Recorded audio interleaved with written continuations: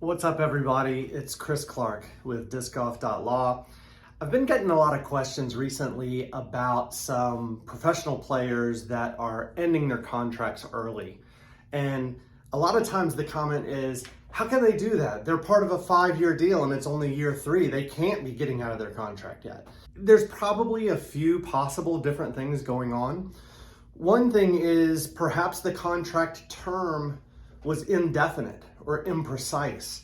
Maybe it wasn't captured correctly in a document. Even if there is a document, we still have a lot of handshake deals out there. In those cases, unfortunately, if one party or the other wants to go their separate ways and that language in the contract isn't precise, then they've probably it opens the door to allow them to do that without really any consequence. Another possibility is there are provisions in the contract that allow one party or the other, or both, to end the contract term early.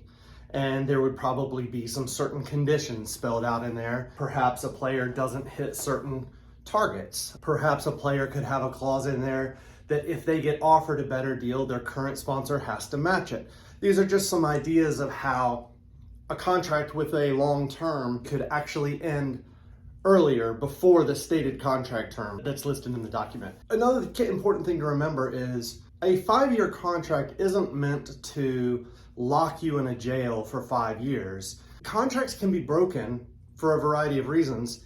What happens is there are consequences tied to that. And so not just with relation to the contract term, but with any terms in a contract, any legal provisions in a contract, one party or the other can break the terms. It's not a bad or like a morally wrong thing necessarily to do. You just have to be willing to accept the consequences. So if one party or the other doesn't like the terms of the contract and decides to break them, that's their choice.